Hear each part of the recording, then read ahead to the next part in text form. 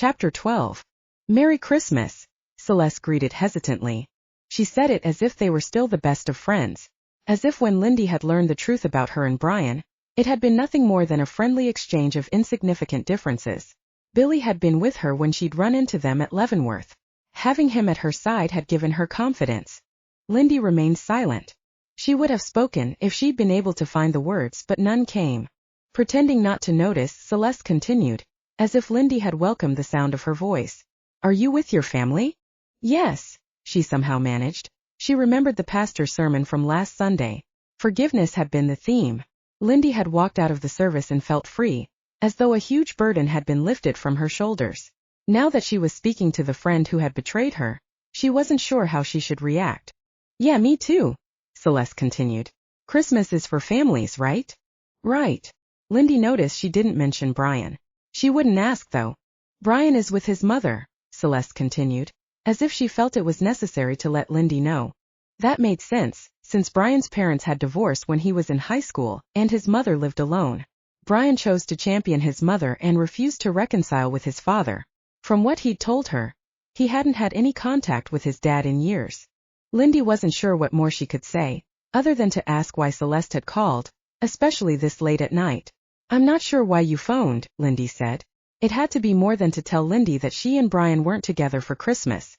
The awkward silence that followed made Lindy uncomfortable.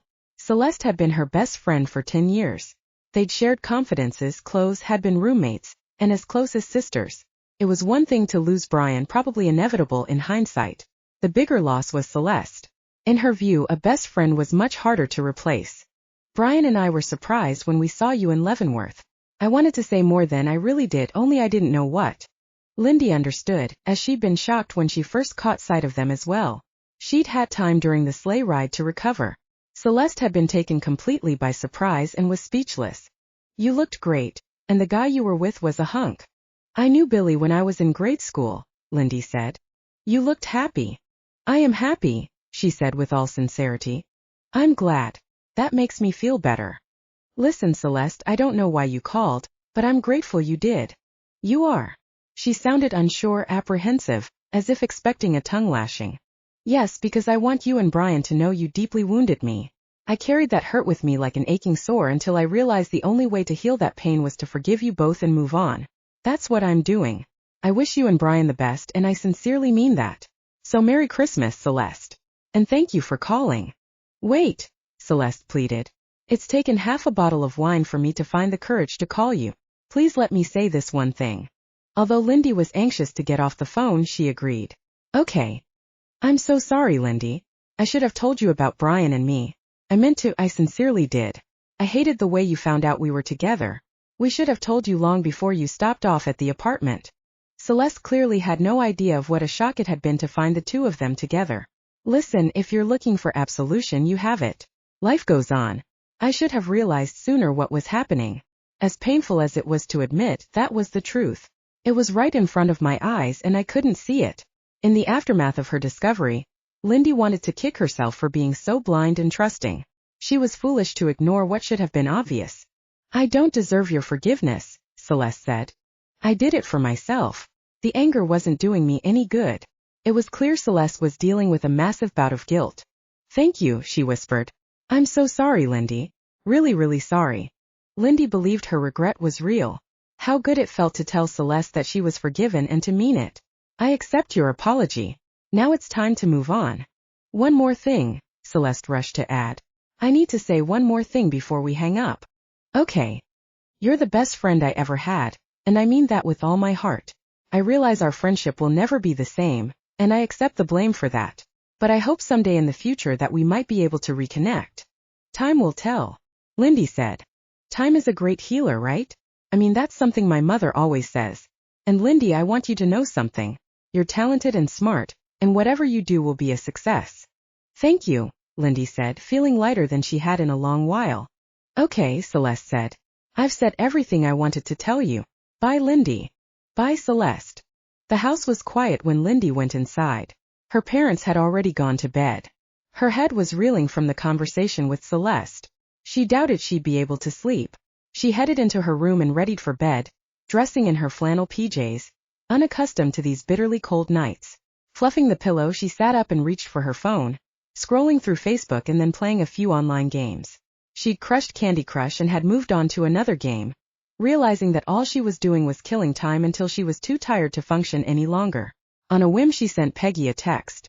"You awake?" When her friend didn't respond, Lindy figured Peggy was dead to the world, and rightly so. It was after 1. Anyone with a working brain was asleep by this time of night. Unless Billy was still up. She hesitated, and then sent him a text on the off chance he was still awake. "You home yet?" "Yes. What's up?" "I miss you." She shouldn't have admitted that, but before she could rebuke herself, her phone rang. It was Billy. "You're awake? I thought you'd be home and asleep long before now," he said. "Yeah, me too." Her voice must have alerted him to the fact that she was troubled because he asked, "What's on your mind?" She regretted disturbing him, especially when she knew how many hours he'd been up dealing with the assorted problems that were all part of owning and operating a restaurant. "You're tired. We can talk about it later." "Let's talk about it now," he said, encouraging her in that gentle way of his. As exhausted as he was, he sought to comfort her. She couldn't do that. Not after the day he'd had. "I should never have." Lindy. Seeing that she was the one who'd reached out, Billy wasn't going to listen to any excuses. The truth was that she needed a willing ear, and so, as briefly as possible, she relayed her conversation with Celeste. "Sounds to me like your friend is dealing with some major regrets." It felt good to tell her I'd forgiven her and Brian, freeing somehow. "And I meant it, Billy." She was grateful for the chance to let Celeste know she'd moved on. Forgiveness was one thing, reconciliation was another. "Do you think the reason she reached out is because she saw you and me on Wednesday?" he asked. "She mentioned seeing us." Lindy left out the part about finding Billy handsome. Did she happen to see the kiss? Bet that blew her mind. Lindy didn't know what Celeste had seen or not seen. If any mind was blown, it had been hers. She wasn't mentioning that either. "It's a possibility. I don't know what she saw. She didn't mention it if she did." "I thought wanting them to see us was the reason you asked me to kiss you?" Remembering that kiss made Lindy smile. "As I recall, you weren't overly pleased that I'd blatantly used you." "True, but that kiss. I have to tell you, Lindy, it shook my world." It shook my world too. A warm sensation washed over her. Every kiss since then has done the same.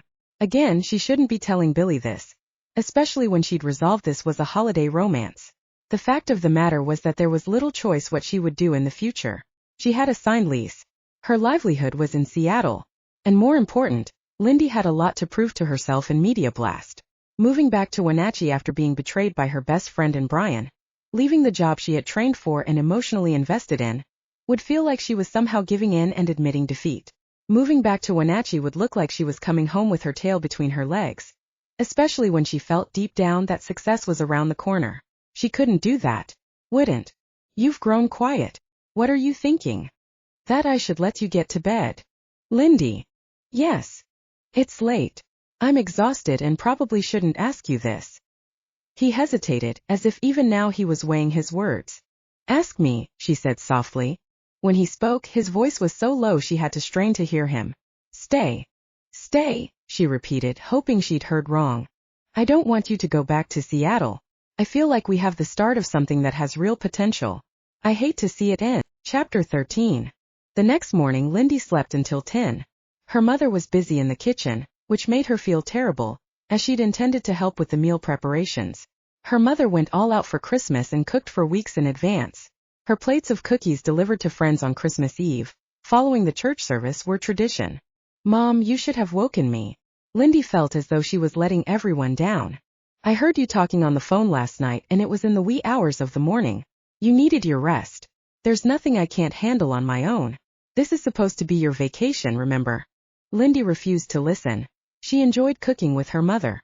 Some of her favorite memories with her mom had taken place in this very kitchen. The recipes were ones handed down from her grandparents, from one generation to the next. The special fruit salad, the stuffing that went inside the turkey, and the homemade applesauce were the very dishes Lindy had grown up enjoying. One day she would prepare them for her own family. "I want to help," Lindy insisted. "Now tell me what you'd like me to do." Ever organized, her mother had the recipe for the family's favorite corn casserole laid out. Lindy collected what she needed and assembled it, and then placed it in the refrigerator, ready for the oven on Christmas Day. "Aren't you meeting Peggy for lunch?" her mother said, turning to look at the kitchen clock. Her mother was right. Lindy needed to get a move on or she'd be late. Kissing her mother's cheek, Lindy headed out the door, eager to see her friend. Ever since Lindy had arrived, the two had spent a bit of time together each day. Peggy was already at the pizza parlor when Lindy walked in the door. She'd ordered the margarita pizza they'd agreed on earlier. "Merry Christmas," Peggy said, smiling up at Lindy. Pulling out a chair, Lindy took her seat. "Merry Christmas." The server came to get Lindy's drink order and left. "I should probably ask for something stronger than diet soda," she said. "Oh, I got your text from late last night, so tell me what's going on." Lindy hardly knew where to start. Seeing that it was Christmas Eve, she wasn't willing to weigh down their conversation. Now wasn't the time to think about Celeste. She didn't want to mention her early morning conversation with Billy either. Nevertheless, him asking her not to return to Seattle lingered in her mind. Stuff, you know, life in general. "I'm glad you were able to meet me, especially today." "Sure. What's up?" "I know I casually mentioned this idea before, so I hope you'll indulge me." This was interesting. "Okay, what idea? Another food scavenger hunt? A game to play at midnight tonight? A pub crawl?" Peggy smiled and was about to speak when the pizza was delivered. They took a few minutes to enjoy a hot slice before her friend returned her attention to Lindy. "I have a proposition for you," Peggy said, and seemed to have trouble holding back her excitement. Her face lit up and she all but squirmed in her seat. "And it's one I think you're going to like." "What kind of proposition?" Lindy couldn't help being curious, seeing how Peggy's beautiful dark eyes glowed with delight. Waving her hand, Peggy said, "I don't want you to make a decision right away. You're in town another week, and I want you to promise me you'll use that time to mull this over." "I'm listening." "Earlier this week, you helped me with a small glitch on my website that I was having." She mentioned this as if it was something Lindy might have forgotten. Yes. It had taken her all of 15 minutes to get the information arranged for Peggy the way that worked best. It was nothing. Lindy could have managed it in her sleep. Greg, one of the guys in the office, happened to mention it to Marcus, a friend of his who owns the Rosebud, a flower shop in town. She paused, as if this was of significance. "Greg also told Marcus you'd been the one to work on the wine press's website. Now Marcus wants to know if you'd be willing to help him with his website." Instantly an idea for a flower shop popped into her head like a giant jack-in-the-box, leaping forward. This was exactly the kind of creative work Lindy enjoyed most. The back-end stuff took time and effort, but the graphics portion was the fun part for her, and she was good at it. She wasn't being immodest. Lindy knew her strengths and weaknesses. The CEO at Media Blast saw her work and believed she was the best fit for the company, which was why he'd hired her over Lori. "When Greg mentioned it to me, I told him I wouldn't even ask. This is your vacation time, and besides, it's Christmas." The words went over her head until she realized what Peggy had said. "But you did ask me?" Lindy figured there was a reason her friend had relented. "And, being in the business I'm in, I have contacts with several small business owners in the area. People who have invested their time, energy, and funds to build opportunity for themselves and their families. These family-operated businesses are the very backbone of America." Peggy didn't need to sing their praises to Lindy. She could see with her own eyes the hard work and long hours Billy had put into his restaurant. It worried her that he was running himself into the ground, looking to make the most of his investment. The problem is that while Marcus is brilliant when it comes to knowing flowers and arranging them in creative, beautiful ways, he knows next to nothing about social media and user-friendly websites. His investment went into starting up his business. Like Billy, he's trying to fit marketing in among running the store, filling orders, and balancing his inventory purchases with cash flow. "Go on." Lindy had a good idea of what Peggy was about to suggest. She needed, even wanted, her friend to say it, although she wasn't sure what her response would be. The way the side of Peggy's mouth struggled to hold back a smile, it was as if she could tell Lindy was interested. "Like I mentioned, I wasn't even going to tell you about Marcus and the Rosebud. You've got a lot going on in your life as it is." "True, but then I thought about all the other small businesses in town who badly need services you could provide. Without much effort, I came up with a dozen more opportunities one could easily add to the list, and that's only the start." "Peggy," Lindy said, holding up her hand to stop her. "I know what you're going to suggest, and I have to admit it's tempting." "Good. But," Lindy said emphatically, "moving to Wenatchee isn't feasible at this time." Lindy hated to admit how tempting this all sounded. Regrettably, there were too many factors that made it impossible. On top of the list was the work proposal she'd put together for the Ferguson Group. If that was accepted, it would require weeks, perhaps months of work. All I'm asking is that you think about it. Breaking away from a stable income and building a startup business is a big deal. Takes more than an investment of time. Moving expenses would be involved, and I would leave the company that has put their faith and trust in me. It's no small thing to walk away, Peggy. I know you can understand and appreciate that. Of course I do, Peggy confirmed. I understand your hesitation and appreciate your loyalty to your employer, especially considering how hard the others on the team have been to work with. You could give them proper notice, ease your way. Owning my own business is a huge financial risk. It is. Again, Peggy agreed. Not everyone has the ambition and the drive to make it a huge success, but I think you do. Furthermore, you'd be helping others succeed. That has got its own share of rewards. Lindy believed that too, but that didn't resolve other pressing questions she would need to answer first. There's my apartment, Lindy said, thinking out loud. As appealing as this was, all she could see were the obstacles standing in her way. I signed a year's lease for my apartment and I'm only halfway through it. Didn't you mention that apartments are at a premium in Seattle, and how fortunate you were to find one within your price range? Yes, it was the great apartment search. You wouldn't have a problem subleasing it if necessary, would you? Lindy hadn't considered that. Shortly after she'd moved in, 2 of her coworkers had asked if there were other apartments available in the same complex. Without a doubt, either one of them would be happy to take over her lease.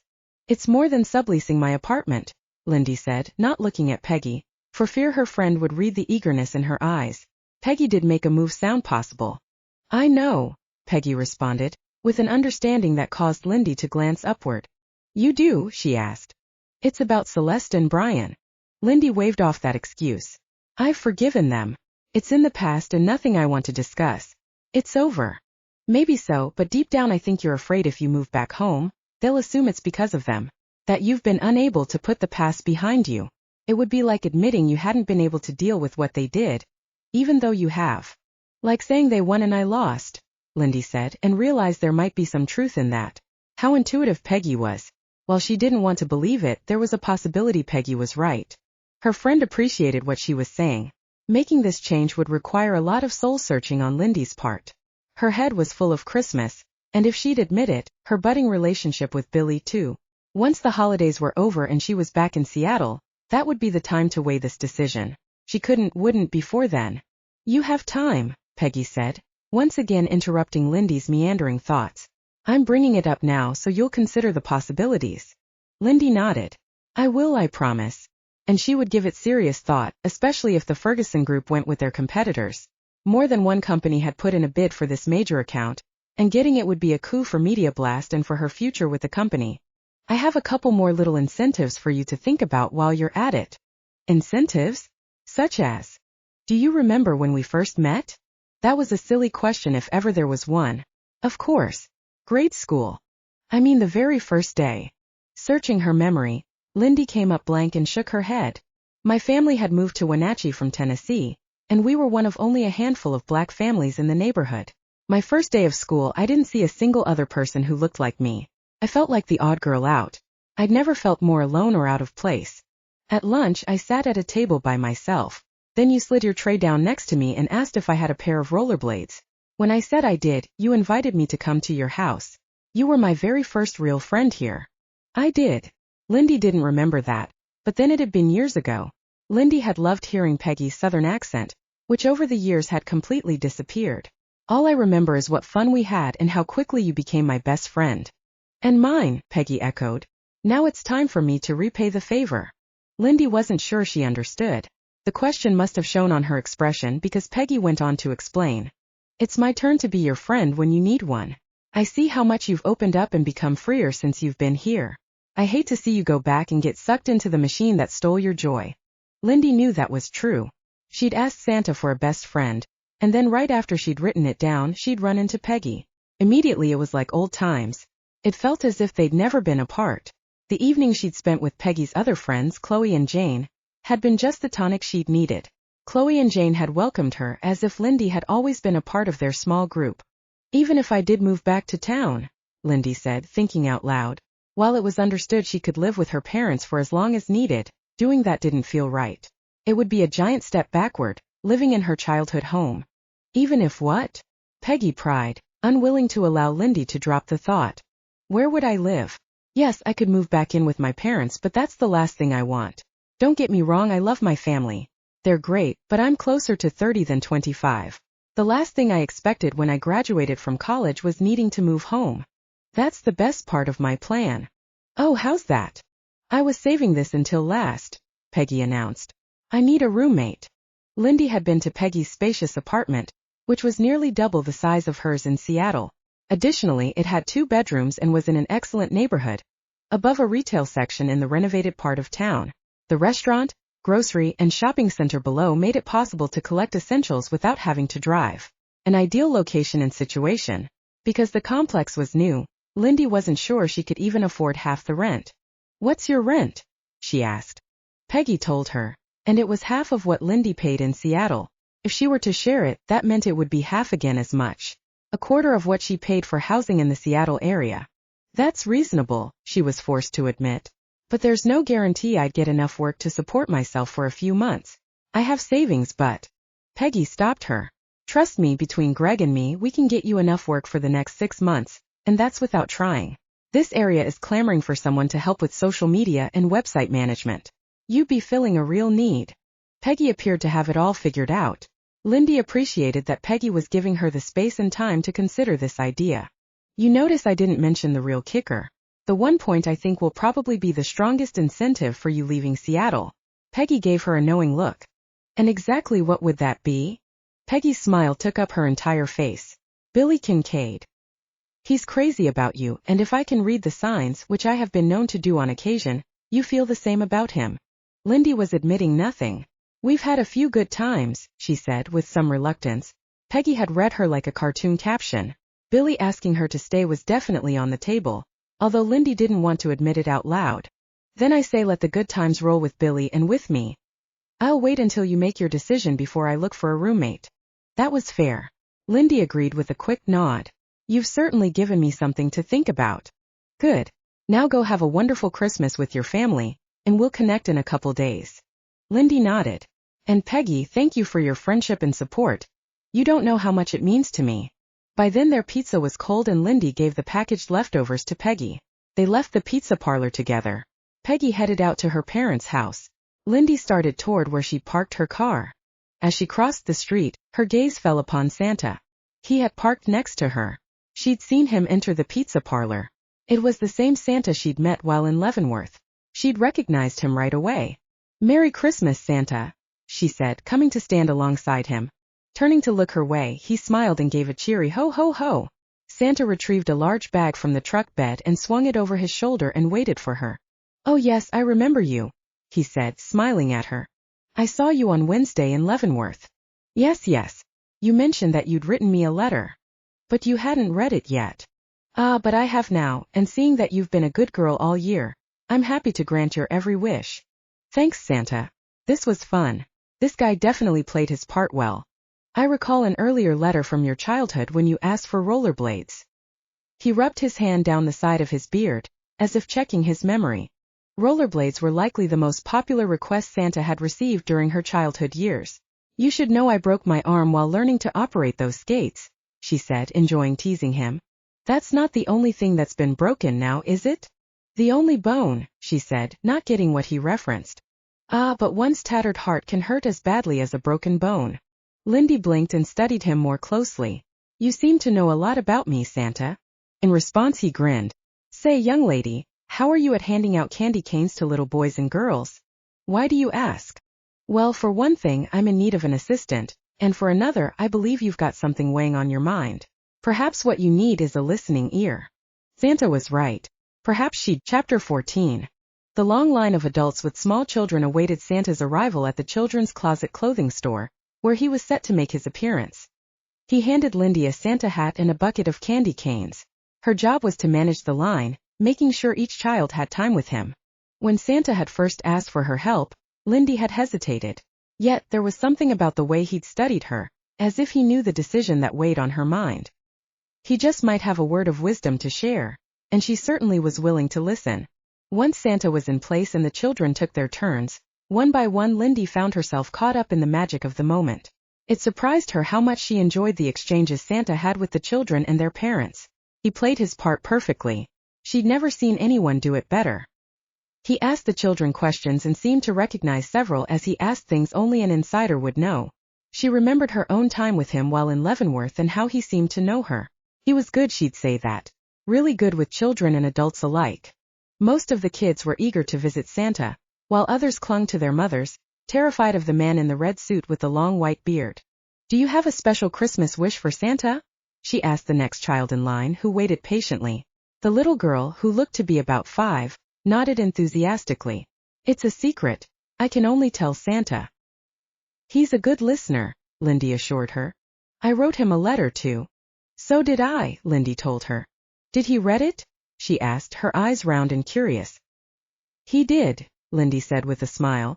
When it was her turn, she raced up to Santa and leaped onto his lap. Lindy couldn't hear what the child said, but Santa got a big belly laugh out of it and gave her a gentle hug before he sent her on her way. One little boy stuck out in Lindy's mind. He seemed sad and preoccupied. "My sister is sick," the little boy said. "If you can help her get well, then I don't need anything for Christmas." Santa nodded, as if he was well aware of the sick little girl. "I'm sorry little Anna needs surgery, but you know what?" he said. "I believe she is going to get the very best care possible and that she'll be home soon. Don't you worry." "Thank you, Santa. And Buddy, I think you need to check under the Christmas tree later. Santa hasn't forgotten you." Hearing the conversation, at first Lindy was alarmed that he might be giving the child false hope, but then she saw how the little boy brightened with the news. At least he would have hope for Christmas. Silently, Lindy sent up a prayer, asking God to heed Santa's words. There wasn't any need for a photographer, as all the parents had phones, snapping dozens of pictures in the few minutes their children spent on Santa's lap. The lack of a photographer made Lindy wonder how Santa was being paid for his time and energy, and then realized the store probably compensated him. Santa's patience with the children amazed her, even the crying, squirming ones. He comforted each fussy child in a way that soon had them staring up at him with faces filled with wide-eyed wonder. Santa was booked for 3 hours and the time flew. It felt like Lindy had been assisting him for minutes when the shop owner announced the time was up. The store was closing early for Christmas Eve. "We can't thank you enough, Santa," the woman said. "You don't know what this means to us and our small shop." "I enjoyed every minute," Santa returned. "Are you sure you won't take anything? We did a number of big sales while you were here." He held up his hand, stopping her. "It's my pleasure." So Santa wasn't being compensated. He'd volunteered his time. That he would do this for the children on his own deeply impressed Lindy. She handed Santa the bucket with only a few remaining candy canes. "You were wonderful," she said, in appreciation of his patience and charm with each one of the children. "Been at this a while," Santa said as he stood and stretched, working his shoulders back and forth. "It shows. Now, my dear, it's your turn. Are you sure? You must be exhausted." He checked the time. "Not at all. I loved seeing the children, but I'll need to watch the clock. I've got a busy night ahead of me." Santa must have a long list of appearances lined up. "Let's grab a cup of hot chocolate and chat for a bit." He led the way even before she could refuse. The small coffee shop across the street was open, and he held the door for Lindy. She should have realized Santa would be nothing less than a gentleman. "Allow me," Lindy said, as she started toward the counter to place their order. "Nonsense, I owe you for your help this afternoon," he insisted. "Besides, Santa rarely gets charged. People seem to think one good deed will wipe out all their transgressions for the year." He chuckled and escorted her to a table, pulling out the chair for her to take a seat. As he approached the counter to order their drinks, Lindy mulled over what she could possibly tell him, or if she should say anything. And like Santa, she needed to watch the time. Billy had asked her to stop by the wine press that afternoon, plus she needed to get home early enough to help her mother set up for the church group following the evening candlelight service. Santa returned with 2 mugs of steaming cocoa and set them down on the table. Once he was seated, his gaze settled firmly on her.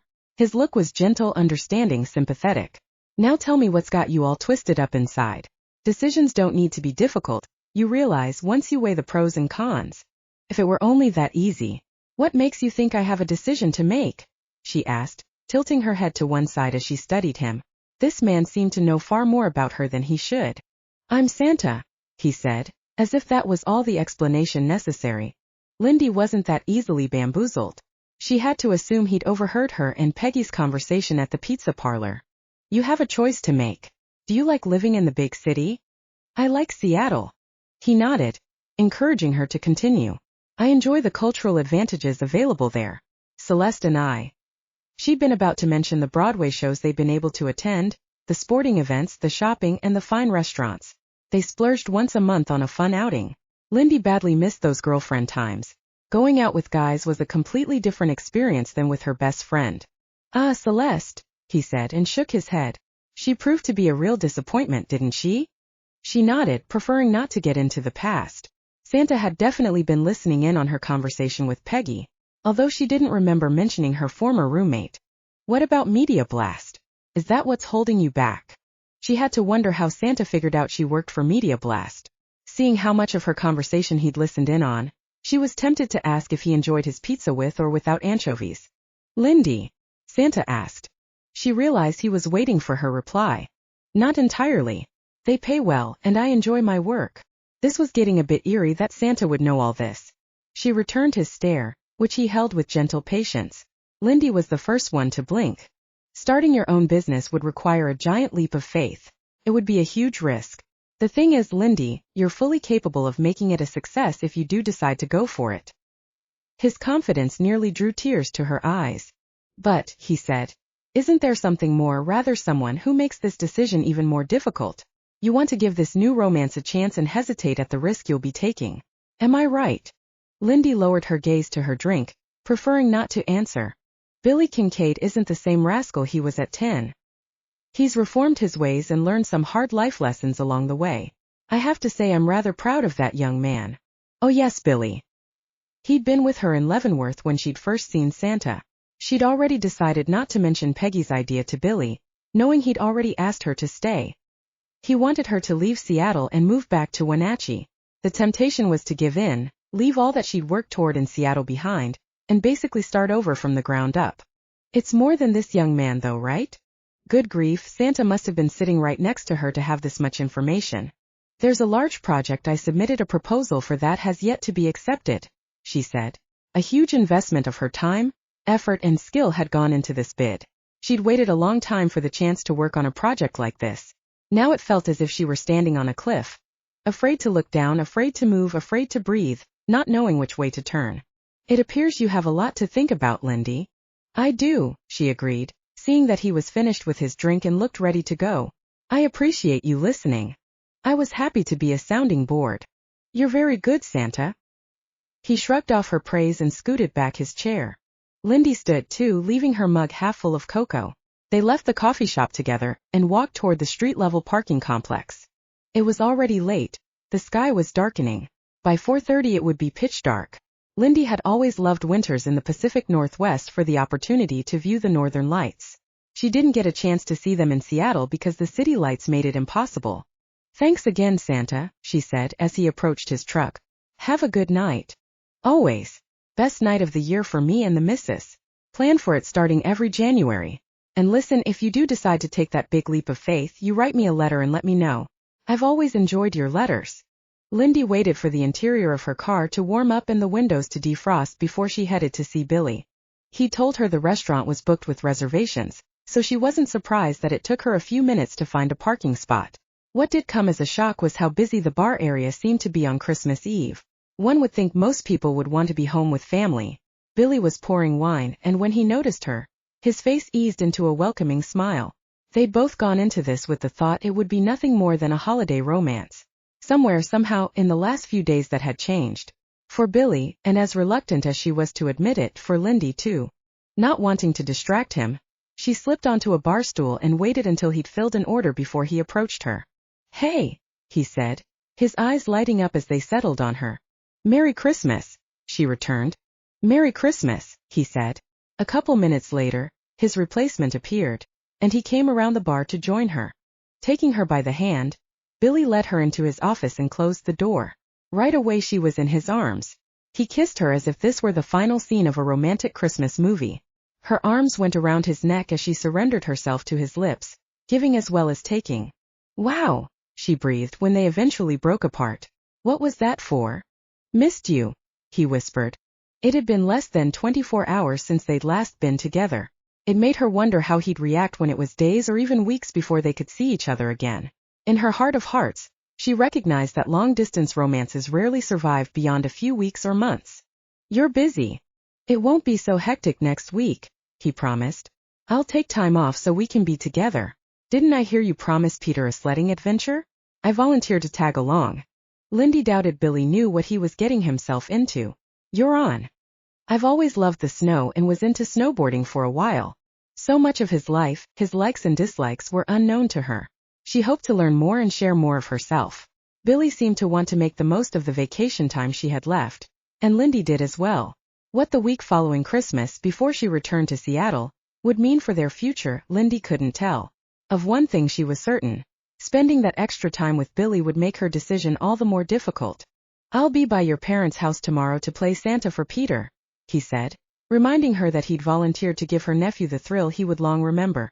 "Chad and Ashley planned to arrive around noon, so you could come any time after that." She seemed to remember her mother suggesting he arrive around 3, and she selfishly didn't want to wait until mid-afternoon to see him. "I'll be there with bells on," he said, smiling down on her. "Funny you should mention Santa," she said. "I ran into him today." "Oh? Just remember, the only Santa for you is me." She must have had a funny look because he grew serious. "Don't tell me you fell for this other Santa?" "No, silly. It was the same Santa from Leavenworth. He seemed to know about the letters I wrote him." "I'm being ridiculous." She shook her head to clear her thoughts. "Santa needed my help with one of his appearances. He was amazing with all the children." "That's what makes Santa Santa," Billy said. "Every kid writes Santa at one time or another, so the fact that he mentioned your letters is all part of his routine." "You're right." Still, Lindy wasn't fully convinced. It was far more than that, more than she wanted to explain. Santa had seemed to know more about her than what was feasible. Most likely there was a logical explanation. He must have eaten at the pizza parlor. Although she didn't remember seeing him seated, dressed as he would be hard to miss. "Shall we head for the city park on the 26th? Billy asked, taking her mind off Santa and back to the promise she'd made to Peter. Sure. Lindy didn't have any other plans, and Peter had asked her several times already when they would be going. "That sounds great. Are you sure you can get away?" "I'll make it work," he said. Lindy knew Billy had been putting in a lot of extra hours because of the holidays. He needed the break. "If it doesn't work that you can get the time off, I'll understand. What's important is you and the wine press." She meant that from her heart. "We have all next week," she reminded him. 7 days doesn't seem near long enough," he said. "I'm already dreading the thought of you returning to Seattle." No matter what her decision was, Lindy realized she would need to go back. Billy closed his eyes as if the news was unwelcome. "I guess it's wrong of me to want you to stay." "Not wrong, Billy. It makes me happy you feel that way. It's just that Seattle is where I live."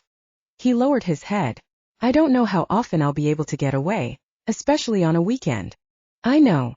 She was well aware of the limitation with him owning and operating the wine press. He needed to be available to his staff and customers on the 2 busiest days and nights of the week. His day off was Wednesday, and it was highly unlikely he would be able to drive to Seattle and back on the same day. Lindy knew it would be a mistake to mention Peggy's idea. If she chose to not start her own small business, he might consider this her way of saying she wasn't interested in them as a couple. That couldn't be further from the truth. Lindy left the restaurant and then drove home, her thoughts heavy. She shook them off, determined to make the most of Christmas Eve. How could she not, seeing she was with her family for the biggest celebration of the year, the birth of baby Jesus? Chapter 15. Her mother served a light dinner of sliced meats and cheeses, so they would be ready for the Christmas Eve church service. Traditionally, her parents invited their Sunday school class over, following the church service, for cookies and hot cider. Her mother had been baking cookies for weeks, storing them in the freezer so she could send a plate heaping with an assortment of cookies home with each guest. Chad, Ashley, and Peter were set to meet them at the church before heading over to Ashley's parents' house for her family celebration. Ashley had 4 siblings, and it was sure to be chaotic and fun. Even before entering the church building, Lindy could hear the choir singing. The steepled church was brightly lit, both inside and out.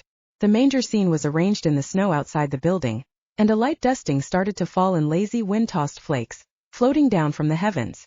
Glancing up, she marveled at how perfect the night was. The burden of the future seemed far removed. She knew that whatever her decision, it didn't need to be made that night, or tomorrow. As she looked toward the babe in the manger, She knew he would guide her. Christmas Eve was a time of joy and celebration, a time for family, a time to count her blessings, of which there were many. It hadn't been an easy year, and she was just as glad to put it behind her, and yet there was much for which to be grateful. It had just taken her a while to see and appreciate it. The service started with the singing of long familiar Christmas carols. "O Holy Night," "Away in a Manger," and "We Three Kings" were some of Lindy's favorites. She noticed some of the children were already dressed in their pajamas and slippers.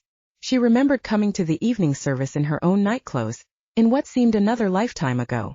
After the Christmas Eve service, she and Chad would be eager for bed, knowing that if they went to sleep right away, the morning would come quicker, and they would be able to open their presents from Santa. Chad had still been young enough to believe in Santa, and for his sake, Lindy pretended to believe too. She wanted her little brother to have the same wonderful Christmas experiences she'd had. The church service was everything she knew it would be. As she walked out of the church, her gaze once again went to the life-sized nativity scene on the snow-covered lawn. There, kneeling next to the manger, was the man she readily recognized as the Santa she'd met earlier that day. She turned to tell her mother, but when she looked back, he was gone. "Lindy, did you need something?" her mother asked. She shook her head. "I thought I saw someone I knew." "Guess not." From the church, several families headed to the Carmichaels' house. It wasn't long before every spot in both the living and family rooms were taken. Lindy helped serve, enjoying the myriad conversations as she went about the room, refilling cups and passing around a plate of cookies. "It's so good to see you, Lindy." She heard that again and again, and it never grew old. Most of these friends of her parents were ones Lindy had known nearly her entire life. They were as close to family as one could get without a blood connection. It was after 11 before the house was quiet once again. Lindy sent her parents to bed, as they were overly tired from the day's activities. She cleared the plates and cups, filled the dishwasher and set it to wash, then headed toward her bedroom too. Sitting up in bed, she looked over at her nightstand and saw the letter she'd written to Santa just a week earlier. She reached for it and started to read again. "Dear Santa, *******. Unlike her childhood, Lindy slept in late on Christmas morning. With sheer determination, she managed to focus on the holiday and put any decision-making off for another time. Today was for family and fun. Her mother already had the turkey roasting when Lindy made her way into the kitchen. "Merry Christmas, Mom," she said and gave her mother a peck on the cheek. "Merry Christmas," her mother echoed. "I believe this is the best Christmas ever." Her mother said the same thing every year. "I believe it is too," Lindy said, and this Christmas she felt it more so than any other. Her life had seemed to have made a positive turn. No matter what happened with Media Blast, she knew she'd given this latest project her best shot, knowing that was what mattered most. "Dad's making breakfast." He sat in his recliner, next to the flickering fire in the brick fireplace, his iPad in his hand. "Just waiting for Sleeping Beauty to make an appearance," he said. Her dad's sourdough hotcakes were not to be missed. Her mother started sizzling the bacon. Within 15 minutes they gathered around the kitchen table, passing butter and pure warmed maple syrup. They decided to wait for Chad, Ashley, and Peter before opening the gifts. Seeing that the family would arrive at about noon, Lindy helped her mother get all the side dishes ready and the table set. She added an extra place setting on the off chance Billy could join them. Right on the dot, Chad, Ashley, and Peter arrived. Sleepy from the drive, Peter waddled over, yawning loudly, to hug Lindy. "Did Santa arrive at your house this morning?" she asked, picking him up and balancing him against her hip. He nodded with another big yawn. "I got a fire truck and Legos and new pajamas." "Anything on your list that Santa forgot?" she asked. Knowing he loved working the wooden puzzles she'd gotten him for that were currently under the tree. Her parents had wrapped up a child-style teepee tent for him that would fit nicely in his playroom. Peter would love that. He'd seen one in a catalog and had run to show his grandma. He was late for his nap, so Lindy settled them both in the rocking chair. Peter closed his eyes and started to drift off to sleep, all the while protesting. He wanted to open his presents, pointing toward the Christmas tree. "I want more presents," he said with a pout. "Take your nap first, and then we'll open all the gifts." "Okay." Asking was a mistake. "No, I want to open them now." In a little bit," she whispered and continued to rock. It wasn't long before he stopped fussing and fell into a deep sleep. Content. Lindy brushed the soft hair from his forehead and continued to gently hold him against her heart. Soon after Peter was asleep, her brother approached her. "Let me take him. I'll put him down in my old room." "Don't you dare," Lindy mouthed back, Holding the sleeping toddler in her arms was both comfortable and relaxing. Sitting by the warm fire with Peter nestled in her arms, Lindy soon felt sleepy herself. Bo snuggled at the base of the chair. This was about as close to tranquility as she could imagine. After an hour her nephew woke, sat up and rubbed his eyes. "Can we open the gifts now?" he asked, eager to get off Lindy's lap. "You said we could after I woke up." "I'm going to need an assistant to help distribute all these presents," her father said, walking over to the gaily decorated tree. He picked up one of the wrapped gifts and looked to Peter. "I can do it," Peter said, eager to be helpful. "Thank you, Peter," her dad said. "I'll read off the names and you can deliver them. Sound good?" Peter nodded, nearly bouncing on his feet with anticipation. As his grandfather read off the names, Peter stumbled back and forth from the evergreen Christmas tree to deliver each gift. Then, taking turns one at a time, they opened the presents with Bo's help. Lindy waited patiently for her family to unwrap the gifts she'd purchased. Her parents were thrilled with the bottle of wine and the gift certificate for dinner at the wine press. "We've been wanting to have dinner there ever since it opened. I heard it's almost impossible to get a reservation," Chad commented, reading over the certificate. "It helps if you're dating the owner," Lindy told them. Billy had insisted on compensating her for the work she'd done on his webpage, and she was happy to accept, knowing how pleased this gift certificate would make her parents. After they'd opened all their gifts, Ashley and Lindy helped in the kitchen. Lindy was busy peeling the potatoes when her phone beeped. "Let me know when you're ready for Santa to arrive." "Anytime. I'll meet you outside first. Text when you're here." "Okay." Lindy had set aside one of the puzzles for Santa to give Peter, and a small gift for the unborn baby too. She planned to meet Billy and give him the gifts before he came into the house. About 30 minutes later, Billy's text arrived. Lindy silently slipped outside with the small bundle of presents.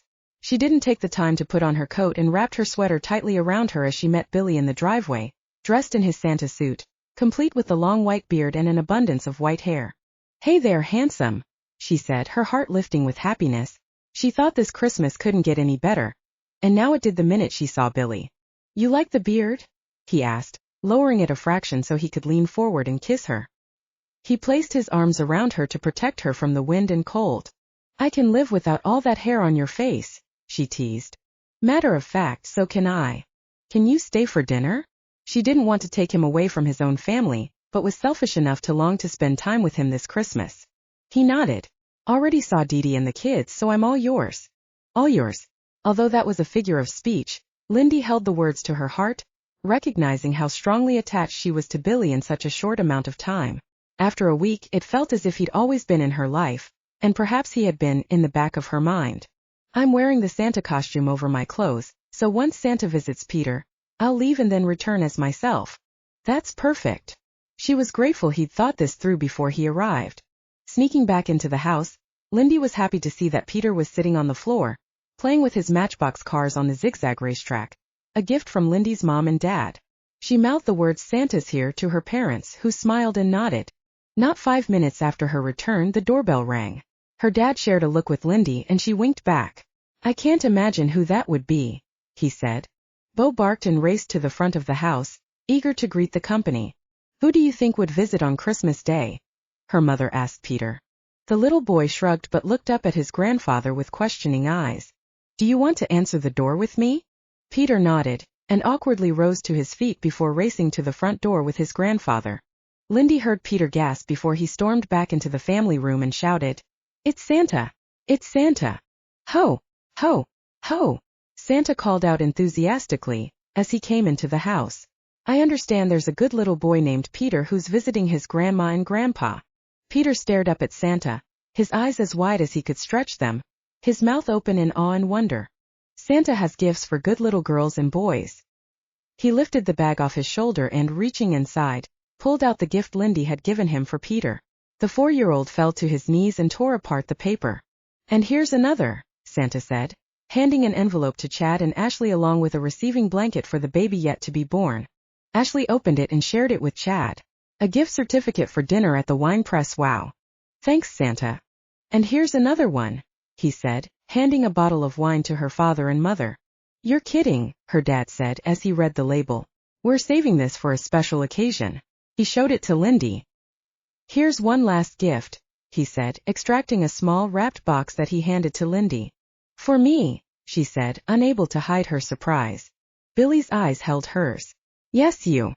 Lindy sat with the gift in her lap and carefully unwrapped it. She found a charm bracelet with a single charm. A tiny silver Santa. Thought you could add another charm every Christmas, Santa explained. For Christmas this year, after reading those long ago letters, the Santa charm was perfect. Thank you, she said softly, and then, forgetting herself, she leaned over and kissed him. Mommy, Aunt Lindy kissed Santa. Lucky Santa, Billy murmured as he headed toward the door. Thank you, Santa. Peter hurried forward and grabbed hold of Santa's leg. Chad gently pried him away so Santa could make his departure. Santa laughed and left with another cheerful ho ho ho. When Billy returned, Peter raced to his side. Billy, you just missed seeing Santa. He came to the house. Billy did a good job of looking surprised. I missed seeing Santa? Peter nodded. Maybe he'll come back. That would be a real surprise, Billy said and winked at Lindy. Asterisk. Dinner was over, the dishes washed, and everyone lounged around with full bellies, needing a break before digging into a selection of desserts. Her mother had baked several pies. Plus there were cookies and a variety of Christmas candies. Billy and Lindy sat on the sofa, his arm around her shoulders. She wore the charm bracelet. She had gotten him a small gift. A certificate to update his website the next time she was in town. A Christmas movie played on the television. Peter was sprawled across his mother's and father's laps, half asleep. Her mother had her fingers working on her latest knitting project, and her dad was involved in the hardcover novel by his favorite author. Lindy knew he wouldn't be able to resist checking out the book. You know what we need to do, Chad said, extracting himself from Peter and his wife. Scrabble. Scrabble, Billy repeated. It's tradition, Lindy explained. Every Christmas we all play Scrabble. And work on a jigsaw puzzle, her dad added. The puzzle was set up on a card table close to the fireplace. This year, the picture was of Santa coming down the chimney into a living room fully decorated for the holidays. Before dinner, her dad had gotten it going and had started working on the border. Chad had added the entire Christmas tree section near the left-hand side of the border. Billy had added a few pieces himself. Rarely was the puzzle completely assembled by the end of Christmas Day. It took the week between the two holidays to set the 1,000 pieces in place and complete the picture. Tradition. The puzzle and a rousing game of Scrabble. Chad set up the Scrabble board on the dining room table and spread out all the small wooden letters. You going to join us, Billy? Chad asked. Billy looked to Lindy. What are the stakes? We play for the privilege of hoping we can beat Dad, Lindy explained. This is his game, and he's practically unstoppable. Watch out for Lindy too. She can be a creative speller. Very funny little brother, she teased back. Soon the lethargy had left and the six sat around the table while Peter watched cartoons. He bounced between his toys and the television as the game started. Lindy pulled the cue without a U, and her first word on the board gained her a whopping 6 points. Not a great start.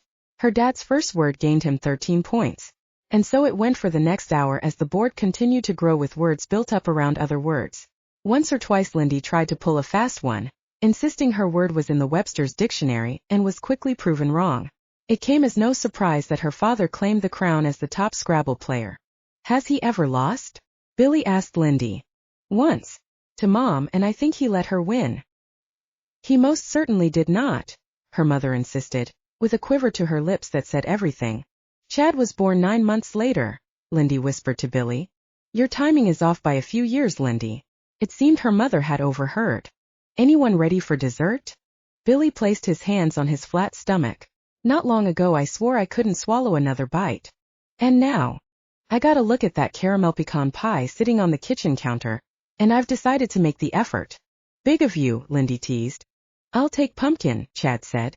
Never did appreciate the fancy pies. Give me apple or pumpkin and I'm a happy man. The table was cleared, and the desserts were brought out. Lindy went for the caramel pecan pie. It tasted as good as the recipe promised. Soon afterward, Chad and his family headed home. Peter was worn out from all the activity and the excitement of the day. Lindy could tell Ashley was tired too, as her hand continued to rub the slight swell of her pregnancy belly. After her brother left, Lindy and Billy cuddled together in front of the television. At 10, her parents excused themselves and went to bed. Do you think they left for our benefit? Billy asked as he kissed the side of her neck. Could be. That was likely not the case. Her mother had put in a long day and hadn't napped when most everyone else had taken a short snooze. "I'll thank them later," Billy murmured close to her ear. "Pray tell, what do you have in mind, Billy Kincaid? If you could read my thoughts, I'd definitely be getting a bag of coal from Santa next Christmas." Lindy couldn't hold back a smile had she tried. "Is that so? You have no idea. Actually, I think I just might." Turning her into his arms, Billy kissed her again and again. A commercial played on the television, louder than expected, which broke them apart. "I have to say, this is the best Christmas I can remember in a long while." "Mine too," she said. "It's because of you, Lindy. I'm doing my best to ignore the fact that you're returning to Seattle in a week." "Me too," she admitted. He reached for her wrist where he'd placed the charm bracelet with the single Santa charm. "My hope is that I'll be the one adding charms every Christmas until it weighs down your arm to the point you can no longer lift it." Lindy didn't know what to say. Basically, Billy was telling her he wanted to be part of her life from this point forward. "We've been together a week, Billy," she reminded him. "You can't say something like that after such a short time." His eyes were dark and serious. "What you don't understand, Lindy, is that you wrote your name on my heart when I was 9 years old." Chapter 16. The day after Christmas, Lindy had promised to take Peter to the park for fun in the snow. This time of year, there was rarely a lack of the white powder in Wenatchee. Knowing Peggy was anxious to hear from her, she sent her friend a text. "Out with Peter and Billy.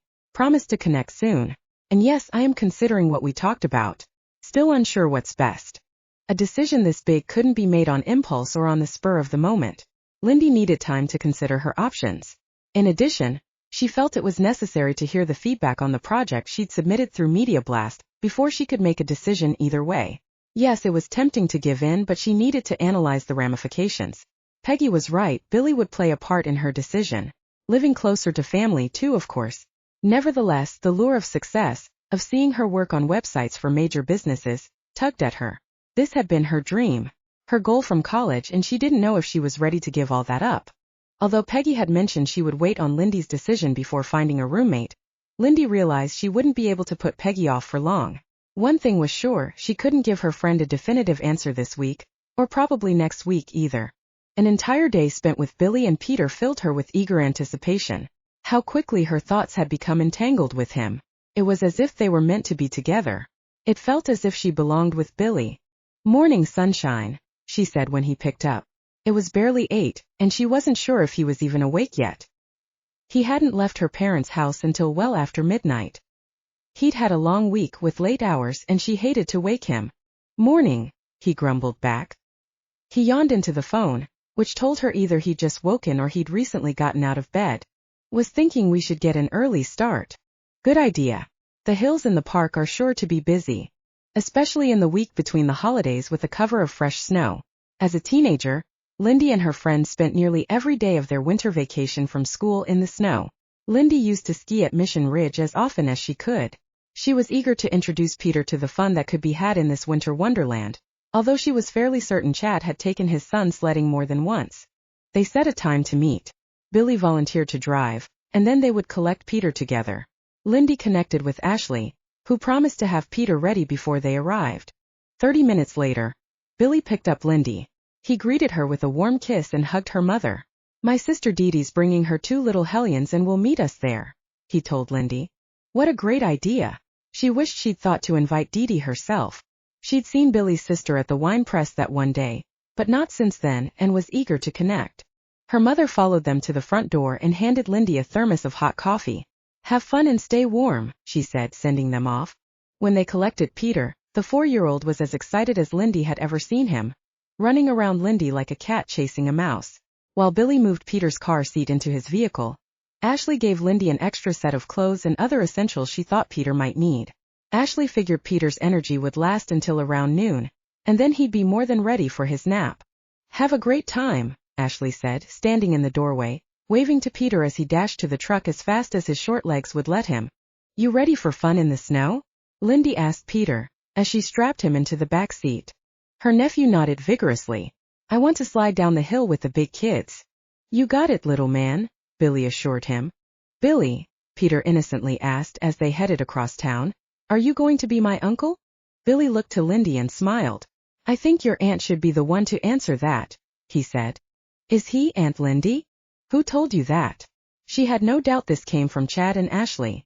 Daddy. He said Billy looked at you the same way he looks at Mommy. That's true, Billy said. Your Aunt Lindy is beautiful. It's hard for me not to look at her.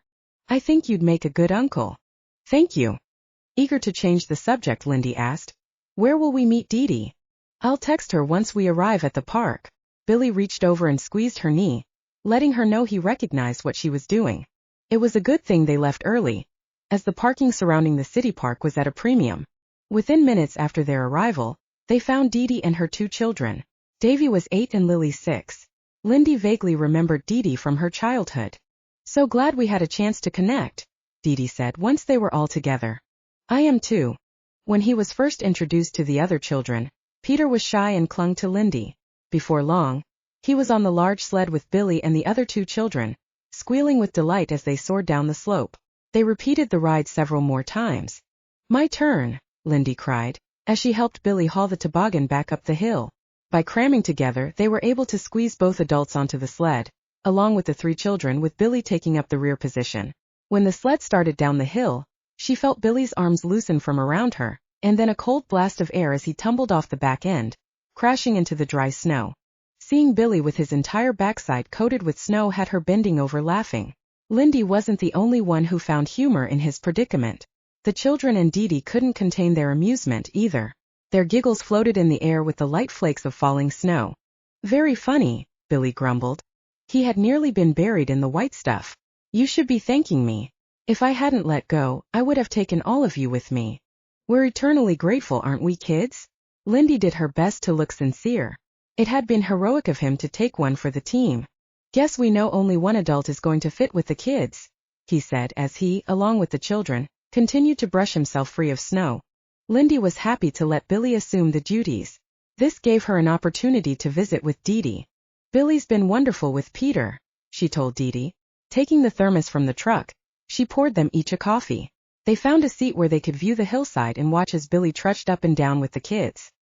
He not only hauled the toboggan, but he had both Lily and Peter on his back as he went. She was convinced this day would likely exhaust him. He was a good sport lugging the kids up the slope. Billy's had lots of practice learning patience with my 2, Dee Dee said. She held the cup in both hands and looked down into the steaming liquid.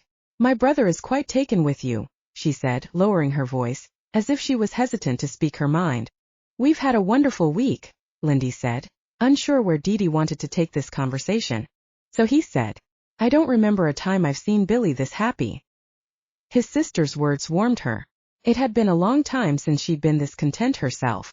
I know you're only in town on vacation, Dee Dee continued, and that you're going back to Seattle after the first of the year. Yes, that's the plan. And then, she looked up and held Lindy's gaze. What do you mean? She asked, swallowing tightly. What about Billy? Will you continue to see him? Lindy could only be honest. I don't know. We're talking, and with his schedule and mine conflicting, we'll probably end up connecting via FaceTime or Zoom. Dee Dee nodded, as if she'd already heard as much from her brother. You should know my husband and I took out a second mortgage on our home, so Billy could move forward with the wine press. Billy hadn't mentioned this. That was generous of you. Dee Dee crossed her legs and her foot moved up and down with what resembled nervous energy. He needed something after. She paused. After what? Lindy asked, certain Dee Dee regretted speaking. She remembered Billy telling her he'd been disappointed by people he'd trusted. He'd never shared the circumstances and seemed reluctant to do so. Did something happen? Dee Dee didn't bother to hide her surprise. If Billy didn't tell you, then it isn't my place. You need to ask him yourself. If he hadn't said anything, then Lindy didn't feel it was her place to pry. Naturally, she was curious and suspected it likely involved a woman.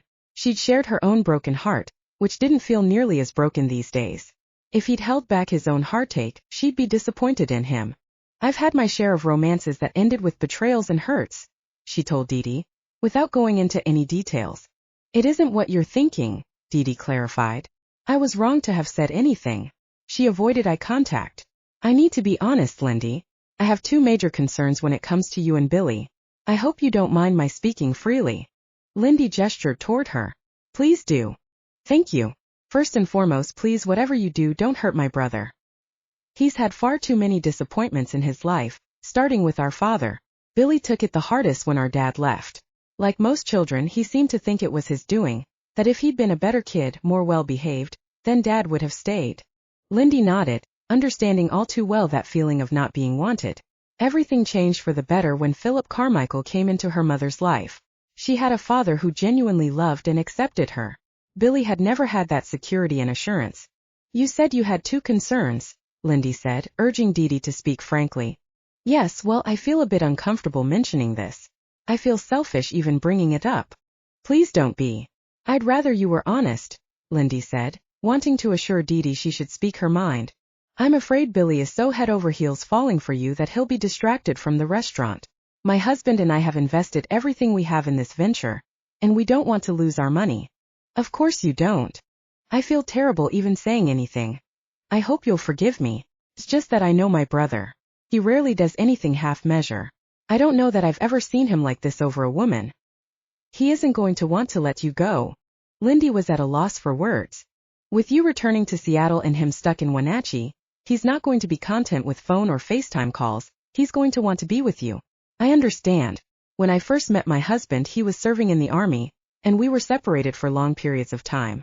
I was miserable when David was stationed across the country, and had to be satisfied with phone calls and emails. She looked up as if she expected Lindy to comment. I've been giving a lot of thought to the future, Lindy told her, without going into detail. I hope you understand my fears. Of course, Lindy said, wanting to reassure Dee she had no intention of hurting Billy, nor was she keen on him risking his and his sister's investment in the restaurant.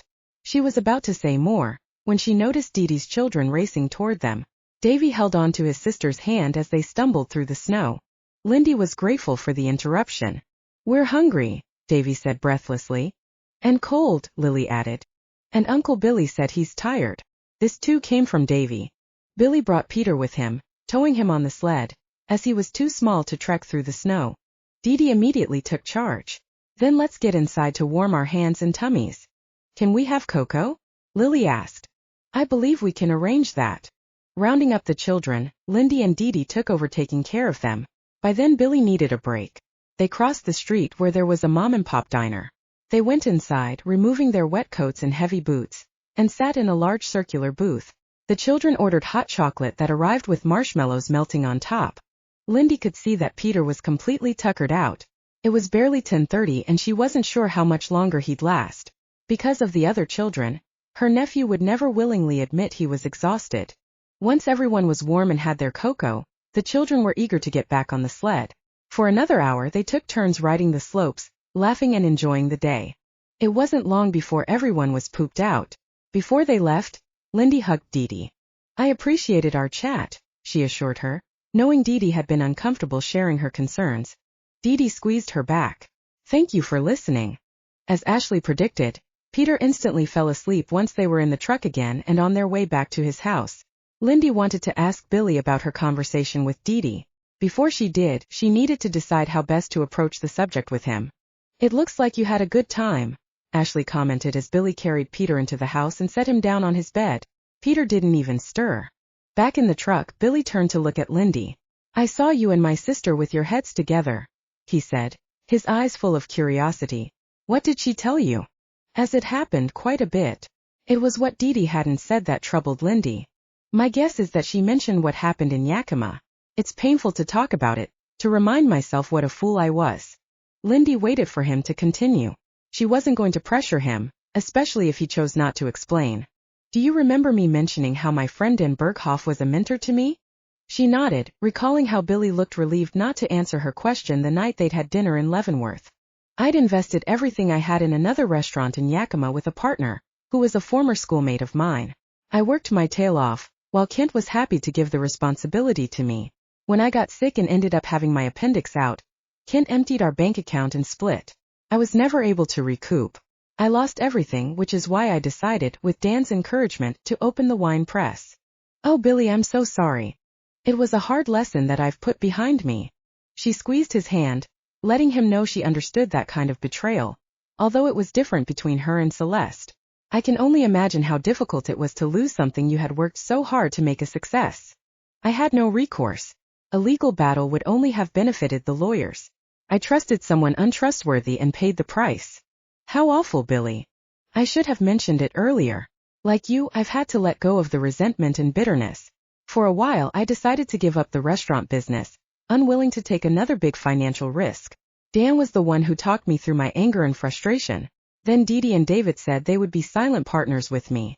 Their faith in me to make the wine press a success meant the world. They believed strongly enough to give me the seed money necessary to start up. Thankfully, my reputation with the wineries in the state was enough for them to give me credit until I could repay them. And I have. Lindy leaned her head against Billy's shoulder. He'd been through so much and come out both smarter and wiser. Looking back did no good. Not for Billy and not for her. They both needed to keep their eyes forward. They both remained silent as Billy pulled into the driveway at her parents' house. "Do you want to come inside?" she asked. Billy shook his head. "I should probably check in with the staff. Can I see you tomorrow?" "Of course. I'll call you." That suited Lindy, who was ready for a long hot shower and some downtime. Billy must run on adrenaline. He never seemed to stop. Lindy spent a quiet evening with her parents and slept like a lamb through the night. She woke to a text message from Billy suggesting she stop by, so they could have lunch together. When her phone rang mid-morning, she thought it was probably Billy, since she hadn't responded, wanting to check with her mother first. Only it wasn't Billy. "Lindy." Her boss's excited voice shot over the line. "I couldn't wait to tell you. The Ferguson Group contacted us this morning, and they want to go with your design." Lindy's heart leaped into overdrive, roaring like an Indy 500 engine. "They did." She could barely speak, having lost her breath. "They loved your proposal and are hot to get started. I know this is your vacation. I know we promised you 2 weeks. I feel bad even asking this of you, but is there any way you can cut it short so we can move ahead?"